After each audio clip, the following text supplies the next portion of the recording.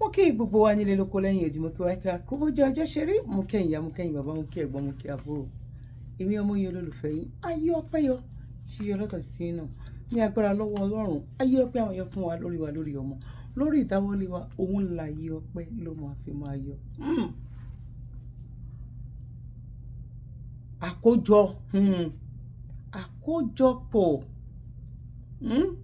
àkójọpọ̀ ìwé ìròyìn a máa wá gbé kókó nǹkan tó wà nínú ìròyìn àwa tó wá mú gbogbo àkójọpọ̀ ẹ̀ òun la máa kọ́kọ́ fi ṣí ilẹ̀kùn wọlé náà torí èmi ní lẹ́tà kan bíbà lálẹ́ tèmi fẹ́ máa kà á so that àwọn àkójọpọ̀ yẹn máa gbé wá mi ò ní fẹ́ disturb wa bọ̀ adúpẹ́ lọ́dọ̀ Ọlọ́run wípé òyìnbó ló dìde ṣe rí pé mo ti ń já lẹ́tà tí mo fẹ́ kà mo rí lẹ́tà kan gbà látọ̀dọ̀ ẹni yẹn mo yẹ lẹ́tà náà wò ayọ̀ ló wà níbẹ̀ o òyìnbó dìde wípé ní ojú ayé òun yìí sẹ́ ni dúdú ló máa bọ́ nínú oko ẹrú ṣe rí fídíò yẹn tàbí ẹ̀rí mo bèrè ni ṣe rí fídíò yẹn tàbí ẹ̀rí ṣe rí gbogbo nǹkan tó ń ṣẹlẹ̀ yìí gbogbo èyí tó ń ṣẹlẹ̀ lọ́tún lósì yìí àṣé àwọn pípù yìí aṣọ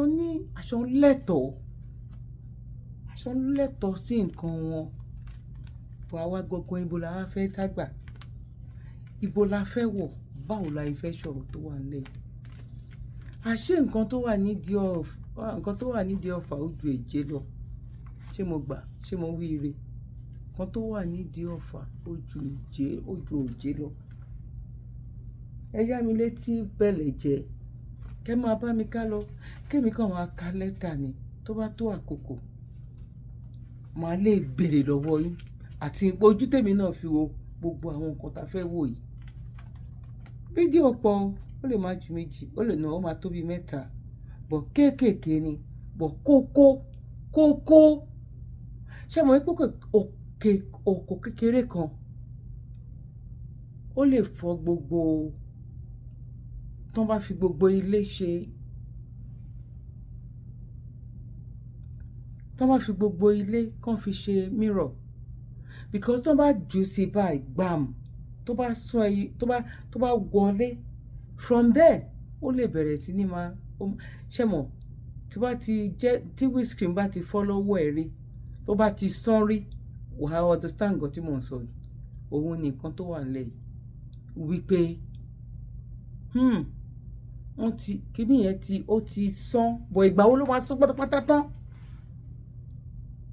ẹ wá gbọ́ àṣírí ní talẹ́ yìí mo mọ̀ pé a ti ń gbọ́ ṣé wọ́n pé àwọn àṣírí mi wà because ìgbà tèmi náà gbọ́ délẹ̀délẹ̀ mo wò pé oh my god bọ́ ẹ má jẹ́ kí n gbé wá sí kiri ẹ máa bá mi ká lọ kémi fi yẹn máa ka lẹ́tà láti ọ̀dọ̀ àwọn tí let me use my glasses. Let's go there. In addition to that, Sharia is on our neck, and that is in the public space. 12 core northern states Sharia run. Now, can I ask you as I begin to close, which country in the world do you see two laws side by side running the country? Tell me any country in the world. The northern part is in penal code.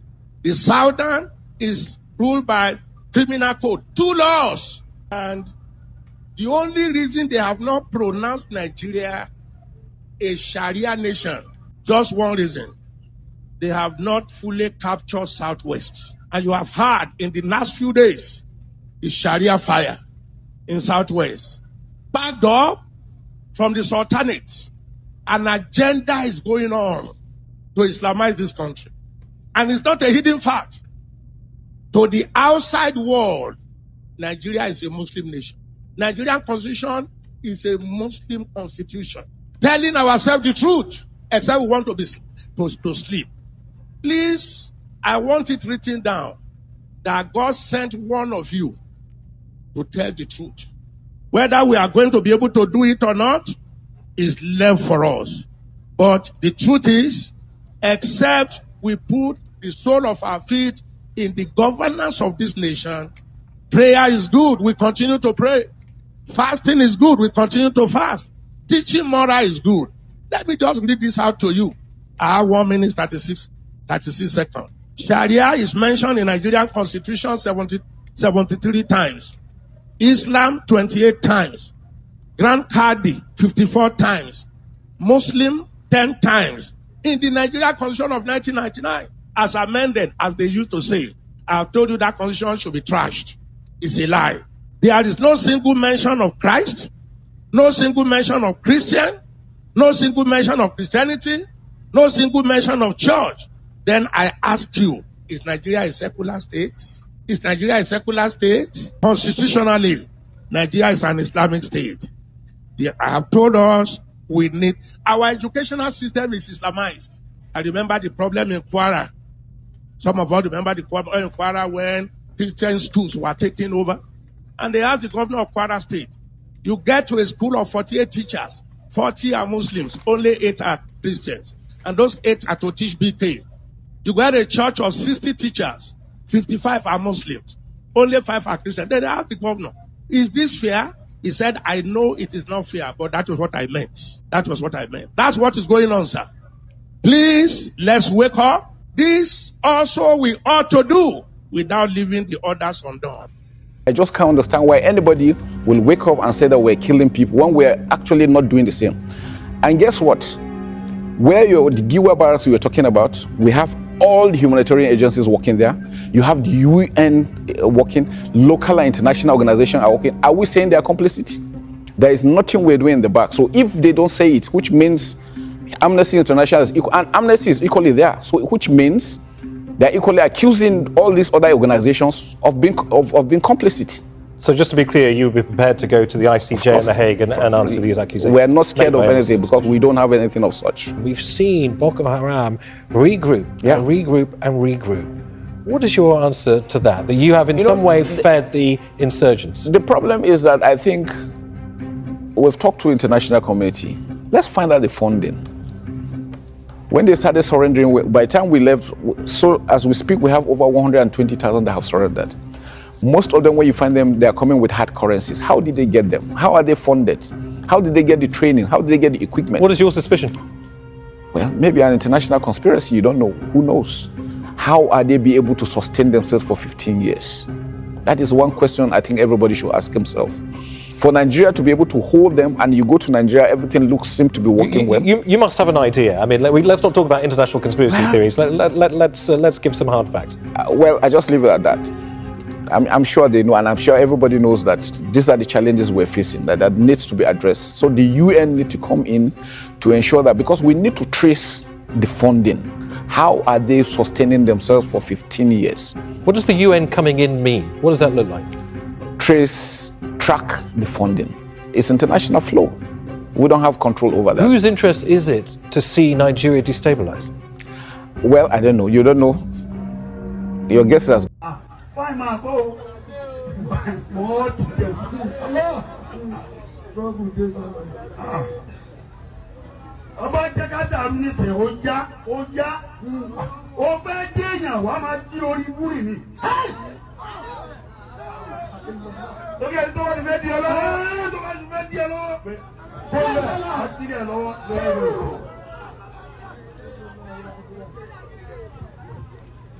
gbé frame paper white dání yìí tẹ́ bá wo èjì bọ̀bọ̀ yìí bóyá ni bọ̀bọ̀ yìí tí lè ju ọmọ 20 years lọ or 21 ẹ jọ̀ọ́ nítorí Ọlọ́run tó bá yá wọ́n á sọ pé wọ́n ń wá ọmọ ládùúgbò àbí wọ́n górí èèyàn kan lọ àbí gbá ẹ jọ̀ọ́ iṣẹ́ kí ni ọmọ yìí ń ṣe tí wọ́n náwó bí ẹlẹ́dà báyìí nítorí Ọlọ́run inú bàbá àti ìyá ó dẹ̀ ń dùn inú àwọn tó wà ń bẹ̀ náà ó ń dùn wọn ò mọ̀ bóyá ara ọmọ wọn náà ti jí gbé lọ o ẹ wòran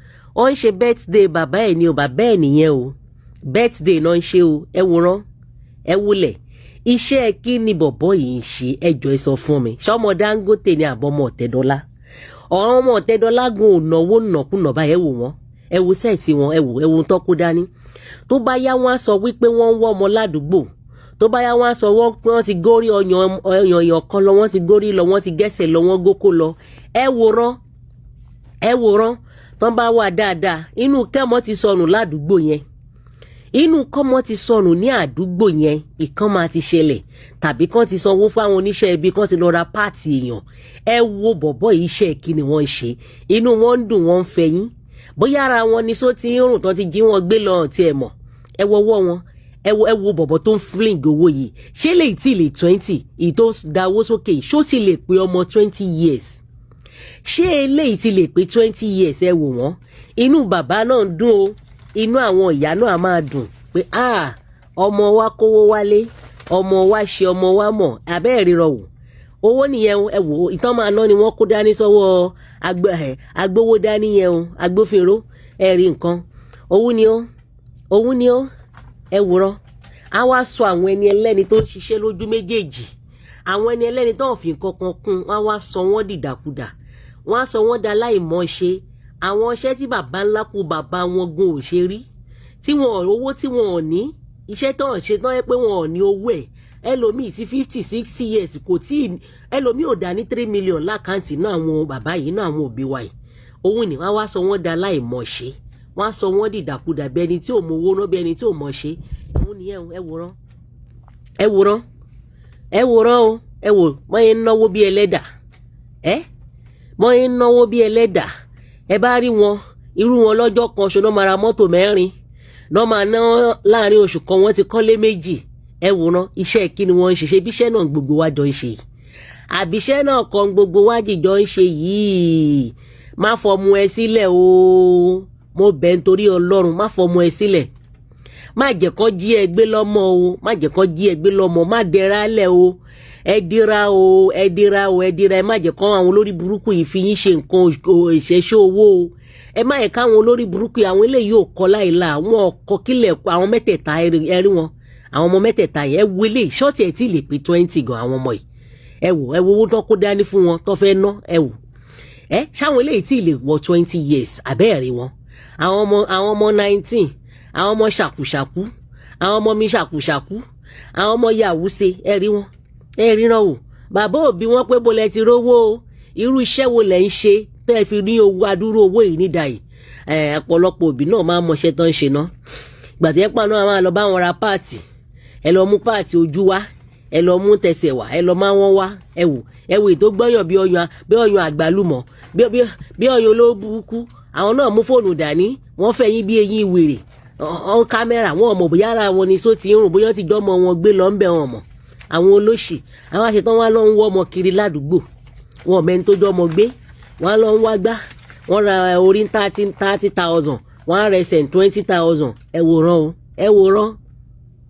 wòran èèjì àwọn ọmọ ìbọn ṣe wà yìí wọn mi rò bóyá wọn bá wọ 20 wọn ti ẹ̀ gbìyànjú àwọn ilé àbẹ́ẹ̀rí iṣẹ́ kí làwọn ilé ti sáré ṣe tán ti ní owó tó yìí tó ń da owó nù báyìí iṣẹ́ kí ló wà lọ́wọ́ iṣẹ́ kí ni wọ́n ṣe rọra o má gbọ́ ọmọ ẹlẹ̀ fún yan o má ràn ọmọ ẹṣẹ́ ìranù kan kó máa ní lọ bóyá lọ bá mi ra nǹkan wá má jẹ́ ọ̀dọ́mọ gbé mú lọ́mọ ẹ lọ́wọ́ o má jẹ́ ọ̀ṣà ìṣàkúṣà orí yóò ní gbàbọ̀dé orí tèmi náà ní gbàbọ̀dé ẹ wòran àwọn olórí burúkú ẹ wò gbogbo ọmọ ọlọ́mọ náà ti jí gbé náà ti fi ṣoògùn owó torí kẹ́ ẹ bá lè ẹ wo ṣòkòtò bó ṣe ń já bọ́ǹdì wọn ẹ rí wọn àwọn alọ́lọ́jì sóòtẹ́ẹ̀ irú wọn lè máa rí lóòtẹ́ẹ̀ pa 90 200,000 300,000 owó táwọn ìyá àti bàbá wọn gan wọn ò dà ní a máa lọ́jì sóòtẹ́ẹ̀ 400,000 per night ẹ wòran gbàtújẹ́ pórí olórí ló ń powó wá ẹ dira o ẹ dira. wọ́n ní ká mọ̀ fọwọ́ wẹ́wẹ́ wá jẹun ó ti bẹ̀rẹ̀ látòrí mi mọ́ mi o ẹ mọ̀ wá mi.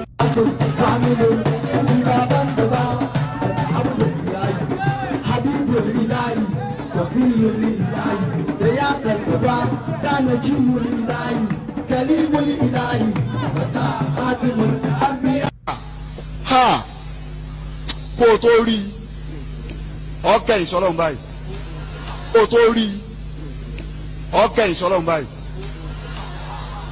ọ wà dájú kọ bòmí tọba ó tó rí ọkẹ ìsọlọ́run báyìí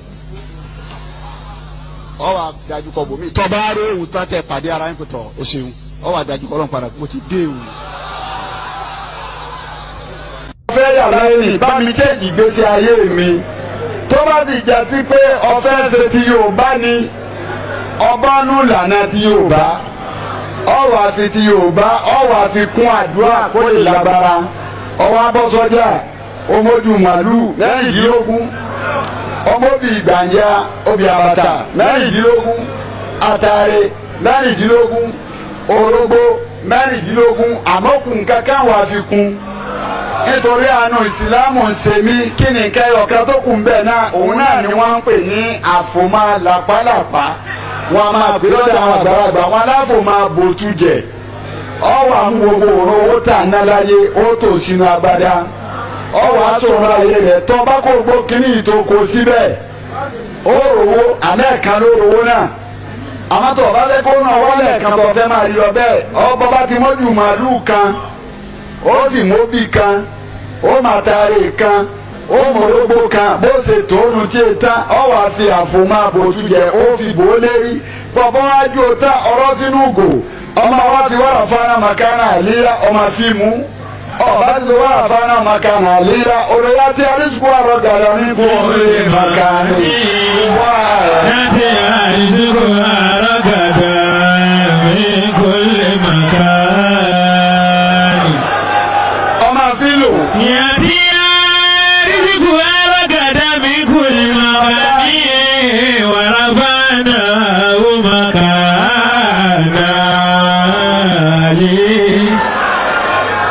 látara kí ni. asitu ilayi. asitu. yàtí arísùkú àrọ gàdá ní kò lè makana wàrà fana ó makana. aliya. mo kí ẹ̀yin tèmi ní àbọ̀rúbọ̀ yìí mo dẹ̀ kí ẹ̀yin mùsùlùmí náà ní sàlámàlẹ́kùn tìyín nípa ọ̀rọ̀ tí mo sọ tí mo ní Farouk Oníkíjìpá òun ló motivate àwọn àfáà tó ń ṣoògùn owó àwọn kan ní kí mẹ́rin wá mo wá fẹ́ kẹ́ wò kẹ́ gbọ́ fọ́nrán yẹn dáadáa ìyẹn fídíò yẹn kẹ́ gbọ́ dáadáa ó ń sọ pé ẹni tó bá fẹ́ lówó ó ní wọ́n á kọ́kọ́ kọ̀yìn sí Ọlọ́run ìyẹn àkọ́kọ́ torí ibi tèmi ń gbà wò ibẹ̀ kọ́ lẹ́yìn fi ń wò so ẹ má bèèbù ẹ má jà ẹ má bèèbù ẹ kàn wò.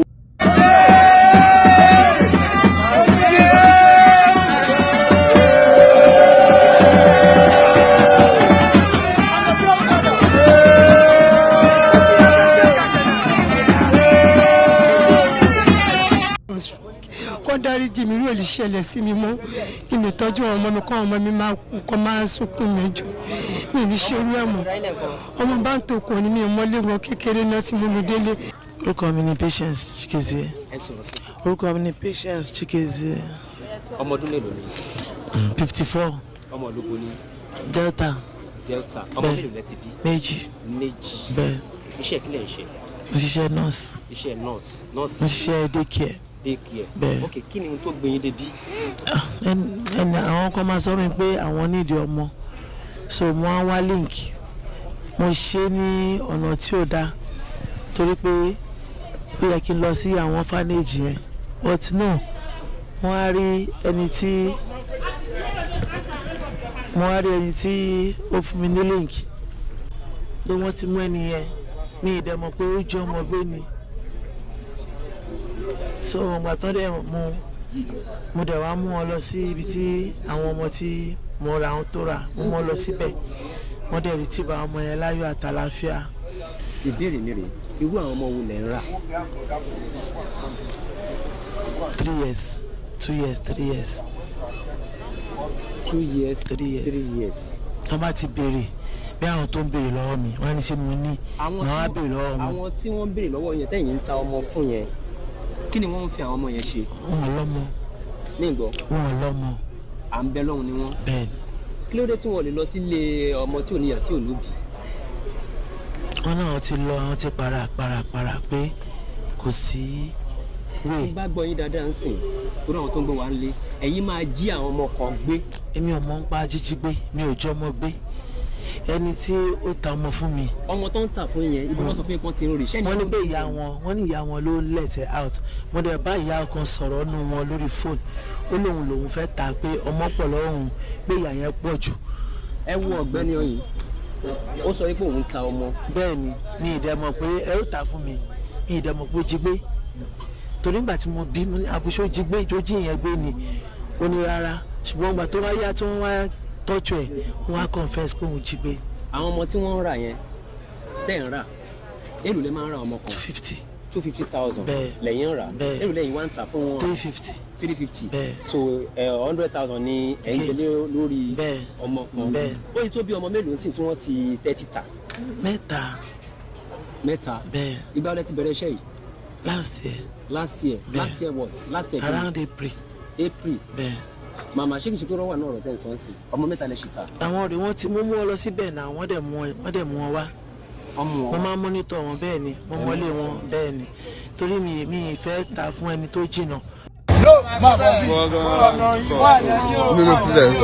ẹ jọ̀ọ́ ẹ má pariwo wo ọ̀nà yín o torí tá a bá ń sọ nísìnyí wọn ní jẹ́ ká sọ̀rọ̀ ẹ̀yin náà mọ̀ wo ẹ bá ń tán náà ojú rẹ̀ ń fi hàn aráyé wa láwà ní igi òfin tọrọ owó ni o ìbá fọ́fọ́jú wọ́n sọ pé a fẹ́ ṣàdúrà fún yín láwọn ọmọ kéékèèké yìí sẹ́ẹ̀tì rí ilé kan náà ti jáde o báwo kí ló dé mo dẹ̀ ń lọ lásàálẹ̀ yìí tẹ̀ fi tẹ̀ ó mọ̀ yín pé mi tẹ̀ mọ́ rí yín mo dẹ̀ ti fún yín lówó rí so nídìí láti parọ́ fún mi kí ló ṣẹlẹ̀ tẹ́ bá parọ́ màá fún yín lọ station tẹ́ bá parọ́ màá fún yín lánàá màá fún yín nìkan tẹ́ bá parọ́ dákẹ́ talẹ́fẹ́ bá ṣàdúrà. máyídà lè po. ẹ lọ ṣàdúrà fún kò ní owó fóònù tẹ́bi pé wọ́n dà ó yẹ pé ẹni yẹn ẹ máa wòran o. wọ́n ní káàdì. ṣé ẹ ti rí báwọn wọ́n láwọn ò ní nọ́mbà kan máa gbọ́ o. tó bá parọ́ kì í ṣe pé mo rí ọlọ́run orí mi ò yìn fi wọ́n ṣe ẹ̀sìn o kì í ṣe ẹ̀sìn kọ̀rẹ́ẹ̀tì ni o. kí ló ṣẹlẹ̀ ní ibo lẹ̀ ń lọ màá wá àwọn gbàgbé ọkàn ní ìsinyìí o káwọlẹ̀ ibo lẹ̀ ń lọ tẹ́ fi wé láwà ní kìlóòrù máa bọ̀ ẹ máa bọ̀ bíjọ talẹ́fẹ́ lọ bá ẹ gómi ẹ̀ níbo lẹ̀ ń lọ ẹ má dáhùn o wọ́n fi láwà ní tọrọ owó ni o ilé kan náà ti jáde o sórí o bẹ́ẹ̀ ṣe wà wọ́n lọ station gbogbo wọn lọ station tí wọn ò bá ti jẹ́wọ́ station ni tó bá jẹ́wọ́ fún wọn ní nǹkan kan máa lọ màá béèrè lẹ́ẹ̀mejì tẹ́ẹ̀ bá ti jẹ́wọ́ station ó yẹ ni ábà ẹ̀ ń ṣàdúrà fáwọn èèyàn lẹ́sẹ̀ títí gbowó ni àbẹ́ ẹ̀ ṣe bẹ́ẹ̀ ẹ̀ ń ṣàdúrà fáwọn èèyàn lẹ́sẹ̀ títí gbowó ni àbẹ́ ẹ̀ ṣe bẹ́ẹ̀ kí ló tẹ̀ fi ṣe bẹ́ẹ̀ kí ló tẹ̀ ṣe bẹ́ẹ̀.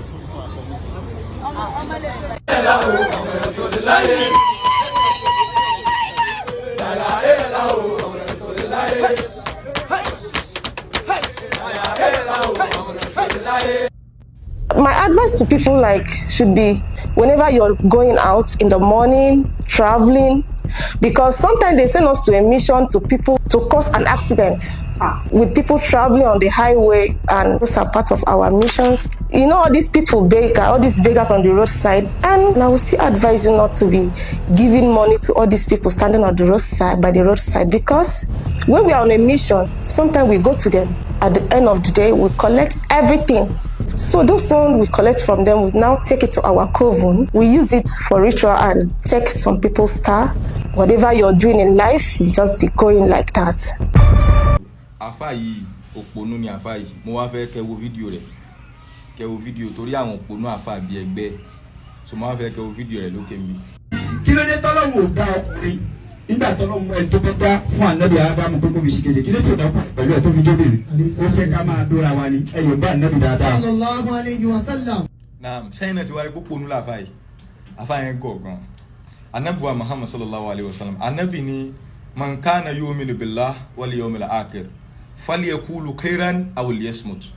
Tó bá ti mọ̀ pé òun mọ̀ tó fẹ́ wí lóde dákẹ́ ewu ni sọ táfà yín sọ lóde. So ẹ dákun torí tọ́lọ́run torí àwọn òpònú ẹgbẹ́ tí ó padà wá máa ṣe irú fídíò bẹ́ẹ̀ tó bá mọ̀ kó fẹ́ trend ó lè fi oríṣiríṣi nǹkan trend àmọ́ sọkúsọ tó ń sọ yìí dákun mọ́ sọ mọ́ ṣùgbọ́n kò sì lọ nílàákàyè. Salamu alaikum. ìròyìn yàjóyàjó tó ń tẹ̀mí lọ́wọ́ báyìí ni pé ilẹ̀ rírì alágbára ìje Tondo Eni ti ṣòro lẹ́kùn Tibet lórílẹ̀‐èdè China lónìí ọjọ́ ìṣẹ́gun ọjọ́ keje oṣù kínní ọdún 2025. bí 1,000 àwọn èèyàn ló ti bá ilẹ̀ rírì yìí lọ lásìkò tí mò ń ṣàkójọ fọ́nrán yìí bí 1,000 èèyàn ló ti farapa. bákan náà ọ̀pọ̀lọpọ̀ dúkìá ló ti ṣòfò dànù. báwọn ìṣẹ́gìrì àtẹ̀lé ṣe ń ṣẹlẹ̀ lọ́pọ̀lọpọ̀ àwọn èèyàn tún há síbi rọ̀tìrọ̀tì àwọn ilé tó wó dànù.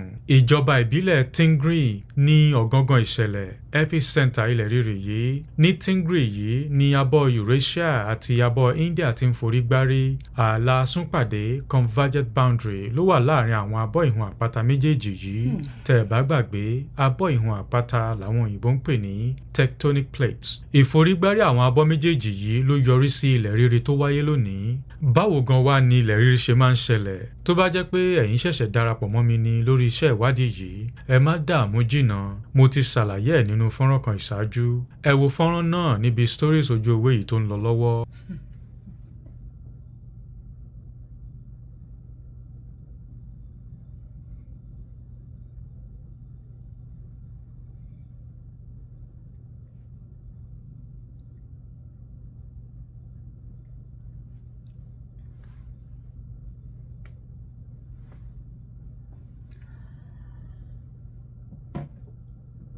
mo kí gbogbo wa nílé lóko lẹ́yìn òdì, mo kí wa pé àkúbójú ọjọ́ ṣe rí. ẹ̀yin tẹ́ bá fẹ́ràn ẹ̀ báyìí wípé Dr. Sabby ẹ jẹ́ káwa náà ẹ jẹ́ ká wo, ẹ má disturb wa, ẹ má sọ̀rọ̀ púpọ̀, ṣe bẹ́yìn ti gbọ́ ẹ ó ti yé yín. ẹ fílẹ̀ nínú comment section bóyá ọ̀rọ̀ ṣókí bọ̀ ẹ̀yin náà máa wá ṣe nǹkan kan fẹ́mi náà. ẹ bá mi like bọ̀ ẹ fi comment sílẹ̀. tẹ́ ẹ bá fi comment sílẹ̀ kò ní yé mi. ẹ fi comment sílẹ̀ bẹ́ẹ̀ ṣe rọra dákẹ́ ta rọra wò yẹn, ẹ sọ̀rọ̀ púpọ̀, ẹ bọ́ sí láàrin, ó wà òkè bẹ́ẹ̀ so that a tún lè mọ what to do, you know. bóyá lè máa wà òkè ká máa mú irú idea báyìí ká máa mú jáde, or irú style báyìí, or irú, you know, something like this. tẹ́ bá ti fẹ́ ẹ jẹ́ kí n mọ̀, máa wo comment, ẹ kú mọ̀ pé mo lọ máa wo comment. Now mo rò pé gbogbo wa láti rí gbogbo nǹkan tó ṣẹlẹ̀ yìí. ìsìn lèmi lè sọ̀rọ̀ ẹ mọ̀ kẹ́yìn tí kọ́kọ́ wo gbogbo tí yín, bọ̀ díẹ̀ náà ni màá kàn ra sọ sí láì má jẹ́ kí fídíò yẹn kó gùn jù. ní wípé ṣe rí wípé kò ń ṣe pé ó ti fẹ́ bọ́ tán mọ́ wa lọ́wọ́. ẹ wo àwọn tó wá ṣiṣẹ́ mọ̀ kí wọ́n wá bá olówó náà nìyẹn tá a pariwo. bọ̀ nǹkan tí mo kàn fẹ́ fi dá wa lójú ni wípé ariwo wa ó ń débẹ̀ ó ń gbọ́. ẹ ṣáà rí gbogbo àwọn gómìnà méjèèjì ọ mẹ́fẹ̀ẹ̀fà wọ́n wà papọ̀, wọ́n ń gbọ́ nǹkan tó ń ṣẹlẹ̀. bọ̀ torí wípé wọ́n ti kó wa ní oko ẹrú yẹn. tẹ́ bá wo fídíò program tí mo ṣe before eléyìí, ẹ máa rí bàbá tó sọ̀rọ̀ ńbẹ̀, nǹkan tó ṣẹlẹ̀ sí Nàìjíríà gangan, tó ṣẹlẹ̀ sí wa gangan, tó tún ṣẹlẹ̀ sí Yorùbá, ó sọ mẹ́.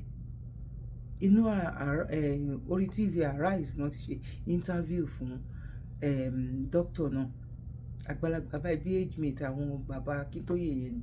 ẹ̀yin tẹ́ bá wò ẹ jẹ́ kí n rí comment pé mo wo program tí mò ń sọ yìí. náà ètò wa wo eléyìí jẹ́ mọ́ pé pásítọ̀ yìí náà politician ni pásítọ̀ yìí. politics ló ń ṣe kó tó di pé ó fílẹ̀, ó lóun ti rí náà ti rí ta kó tó di pé ó ní òkè jẹ́ kóun gba ọ̀nà Jésù lọ. ọ̀nà táwọn eléyìí gbà ọ̀nà ìpanu ni. ẹ wo nǹkan, èmi ò rí dìbdìb báyìí rí o, kò yé yín. títorí ẹ̀ ṣe pé kí mo sọ wọn kan níbẹ̀rẹ̀ wípé ìgbà tí òyìnbó náà lè dìde, ẹ̀yin tẹ́ bá ti wo fídíò yẹn rí, bóyá mo ti gbé wá bíi 2 years ago or something like that, kí n bá tún ṣe alábàápàdé ẹ̀ máa gbé wá. ọmọ kékeré báyìí ni ó ní ojú ayé òun báyìí ní Áfíríkà la máa ṣe bọ́ nínú nǹkan tá a wà nínú ẹ̀ yìí. àwa náà dẹ̀ ti ń rí wípé Rome is not built in a day. kódà gan aṣọ tá a wọ̀ sọ́rùn yìí ó easy láti wọ̀ sọ́rùn, iṣẹ́ náà ṣe kó tó di aṣọ.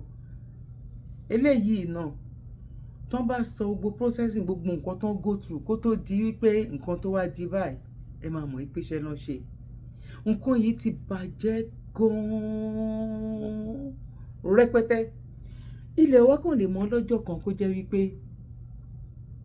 àwọn nǹkan kan wà tó jẹ́ pé tí miracle bá tiẹ̀ ṣẹlẹ̀ lénìí gan àdìn tó bá sọ wípé òkè ẹ jẹ́ ká pín ṣe mọ̀ wípé that is kò ń ṣe miracle, it's not miracle torí pé kí ni àwa kan ti ń béèrè fún àwọn náà ti wá wò wípé ó ti dojúrú ó ti dẹsẹ̀ rú ó dàbí pé nǹkan tó máa jẹ́ kíkiní kó níyànjú òun ni eléyìí ẹ jẹ́ kó ní kálukú máa lọ ìyẹn náà it's not miracle. Kí ni mo wá fẹ́ sọ ni pé miracle ò lè ṣe nǹkan yìí bí òun ṣe wípé bá ṣe ń béèrè fún yìí ẹ rí gbogbo wọ́n wá kí wọn ẹ jẹ́ ká sọ pé wọ́n wá kí wọn bọ̀ àwọn náà ti ń la ojú wọn ti mọ nǹkan tá a fẹ́ bọ̀ kò easy fáwọn náà bí ò ṣe easy fún àwọn ọba ṣe mọ̀ pé àrólé gọ́vnà làwọn ọba jẹ́ àyálò ẹ̀ là ń pè wọ́n lọ́ba àrólé àwọn gọ́vnà ni kò tí ẹ̀ ń ṣàrólé president àrólé gọ́vnà tí gọ́vnà bá ní bàbá Ọbásanjọ́ gan òun tiẹ̀ tún ṣe kinní gan ẹ̀wọ̀n tí bí president nìyẹn òun gan tún wà lókè ju àwọn gọ́vnà lọ kò yẹ yín sìn òun ju gbogbo àwọn ọba lọ ní gbogbo everything ó lè ní kàn fẹsẹ̀ máa rìn lọ kán bá bàtà kan kó sórí tán dẹ̀ máa rú sórí báyìí tán máa rú lọ wípé kí ni ó ti yé wa ìyẹn lẹ máa fi mọ̀ wípé irú Rashidi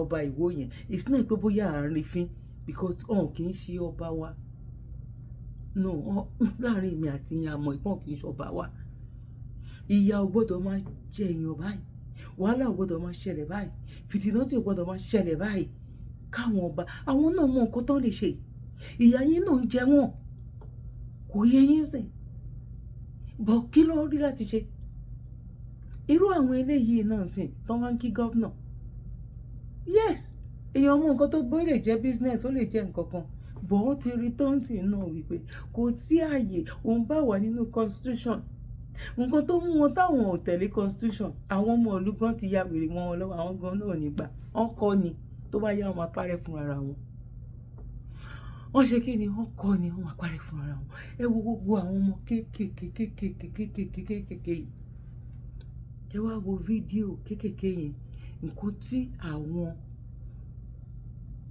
ṣọ́kọ́dà gan individual wọ́n máa ṣe tó máa gbéra jọ ókè ẹ jẹ́ ká dá company bọ́n ṣe ń sọ ọ̀gẹ̀dẹ̀ di plantain ẹ jẹ́ ká ṣe báyìí ẹ jẹ́ ká ṣe báyìí sọ́dà gbogbo àwọn ọmọ ilé kéwù yìí wọ́n máa lè máa jàǹfààní nínú ẹ̀ ìgbà tí kan sọ pé ẹni tó lọ sílé kéwù 8 years báwo lẹ ṣe máa ní kó lọ wá ṣẹ́ṣe ó ní báwo lẹ ṣe máa ní kẹ́ni tó lọ sílé kéwù 8 years kò lẹ́ni tó lọ gba doctor degree o ó ní ẹni tó bá wá kọ́ṣẹ́ kéwù òun ló yẹ kán ní kó lọ wá ṣẹ́ṣe kò ṣe ẹni tó ti kọ́ṣẹ́ tó ti lọ fún kéwù 8 years kí ni àbọ̀ 8 years yẹn ṣebí gbogbo àbọ̀ ẹ̀ òun lè rí yẹn nínú gbogbo àwọn tẹ rí yẹn òun ló máa wá jẹ irú Ramon tó lọ pa ọmọ ọlọ́mọ tó ń ta orí síbàdàn tó ń ta ẹsẹ̀ sí Ògbómọ̀ṣọ́ tó ń ta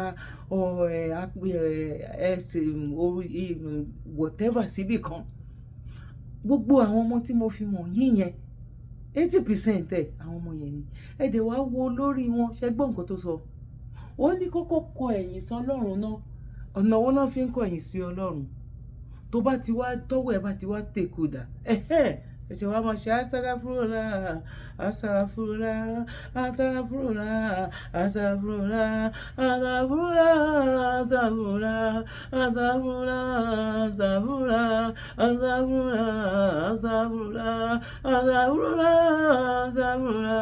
asáráfúrólà asáráfúrólà asáráfúrólà asáráfúrólà mo ti ń wọnú ẹ̀mí lọ ṣé mo wà ní life ẹ rí mi nǹkan tí mo ṣe wọ́n ní tó bá kọ̀yìn sí Ọlọ́run mo sọ fún yín gangan mo fi Ọlọ́run tó lẹ̀mí mi ò fi búra mo máa ń sọ ní gbogbo bí ara àwọn nǹkan yìí ni mo ṣe fi Islam sílẹ̀ 85% wọ́n dọ̀tí gan ni wọ́n ti dọ̀tí jù nǹkan míì náà fi wọn ayé nǹkan míì ló wà nísàlẹ̀ mo kí wa lẹ́ẹ̀kan sí papọ̀ jẹ́ ọjọ́ ṣe rí èmi ọmọ yẹn olólùfẹ́ yín ayé ọpẹ́ yọ sí ọlọ́yọ̀ sí náà ní agbára lọ́wọ́ Ọlọ́run ayé ọpẹ́ àmàyẹ fún wa lórí ọmọ lórí ìdáwọ́lé wa ẹni tó bá lọ òun ló máa bá kó awọ́ òní bá kó lágbára lọ́wọ́ Ọlọ́run gbogbo nǹkan tá à ń ṣe òun ni wípé kílẹ̀ wà káwa gbalẹ̀ wa kílẹ̀ wà kódà ṣé rí gbogbo nǹkan tá à ń ṣe ẹ má sọ pé kí ló kàn wá ó kàn wá ju bẹ́ẹ̀ lọ ó ṣe kí ni ó kàn wá ju bẹ́ẹ̀ lọ torí gbogbo orú àwọn nǹkan yìí òun làwọn eléyìí relax lé lórí wọ́n fi sọ pé kò sí nǹkan tó kàn wọ́n nínú nǹkan táwa ń ṣe kò yẹ yín sà ẹ̀sìn làwọn ń ṣe ẹ̀sìn wọn ní ká má ṣe wí ara zero ló ń pa. mo kí gbogbo ojú tí wò mí ti ń gbọ́ mi jákèjádò orígun mẹ́rẹ̀ẹ̀rin àgbáyé orúkọ mi ni ambassador àkànfẹ́ ìwò tí mo jẹ́ agbẹnusọ fún iléeṣẹ́ X2 Ultimate Herbal International Limited níléeṣẹ́ wa bì láti màmọ̀ dájú nǹkan kan tí eléyìnbó ń pè ní health is wealth ìlera lọ́rọ̀ kì í ṣàfẹnujẹ́ nìkan tá a bá ń gbọ́ ọ̀nì sétí torí gbogbo lọ́gbọ̀ àwọn èèyàn ni wọ́n ń kojú àìsàn tí a pè ní ìfúnpá gíga ìdí nìyí tí iléeṣẹ́ X2 Ultimate Herbal fi ṣètò oògùn ìfúnpá gíga fún ní powder àti ní olómi kò tán síbẹ̀ oògùn ìtọ̀ ṣúgà ó wà ní iléeṣẹ́ X2 Ultimate Herbal International Limited ní powder àti ní olómi òun náà lẹ̀ ń wò yìí oògùn ọ̀pẹ́ ẹ̀yìn wà tí a ti ṣe lọ́jọ̀ fún ẹni tó bá ń kojú ọ̀pẹ́ ẹ̀yìn torí gẹ́gẹ́ bí ìṣòro iléeṣẹ́ wa níbí ní oògùn ẹ̀ tó lè bá wọn tán rẹ̀ lójú ọgbọ́n bákan náà ogunlọ́gọ̀ àwọn èèyàn ni wọ́n jẹ́ oníbìísí tí wọ́n ti rora wọn pín wípé Ọlọ́run ò lè ṣe ṣùgbọ́n tó jẹ́ pé àìsàn kan sómìíràn ní nǹkan di ọmọ bíbí wọn ó wà ní iléeṣẹ́ X2 Herbal International Limited fún ìwòsàn fún àwọn oníbìísí kò tó síbẹ̀ o a ní ọ̀pọ̀lọpọ̀ oògùn tí a ṣe létò fún ẹni tó bá jẹ́ ẹni tó bá ní ikùn gbẹ̀ndù tó jẹ́ pé ọ̀rá ti pọ̀ jù lára ẹ̀ ó máa bá wa burn fat àpè ní X2 burn fat fún obìnrin àti fún ọkùnrin bákan náà ní iléeṣẹ́ X2 Ultimate Herbal International Limited a ní egbòogi èyí tá a ṣe ní powder fún ẹni tó bá ń kojú àìsàn stroke ó wà ní iléeṣẹ́ X2 Ultimate tẹ́ ẹ bá lé èèyàn tó ní lẹ́gbẹ̀ẹ́ ẹ dán wò ìjọba lù lóǹtẹ̀ fún lílò torí pé ojú dání. káàkiri ni wọ́n ti mọ̀ wá nílẹ̀ yìí jákèjádò àgbáyé kò sí onírúurú àìsàn tàbí àrùn tẹ́ lè máa kojú tí a ní oògùn rẹ̀ egbòogi ẹ̀ tá a ti ṣe lẹ́jọ̀. torí ẹ̀ àìrìn jìnnà láìra gbúgbẹ́ ọ̀kẹ́rẹ́ o 079 0153 tàbí 0806 4000 204. X2 Ultimate Herbal International Limited. Health is wealth. With care, God is. This is good news to all. But first of all, write this number down. 1-845-293-8937. You will get through to Define Travels and Tour. They help you process and obtain USA work permit visa, tourism and visiting visa, vacation and cruises. Wow! The USA work permit visa allows you to legitimately work anywhere in USA once you arrive. Interesting. Call Divine Travel Center, New York. Kindly subscribe to YouTube channel and follow on Facebook page at Dr. Zabby's Talk Show.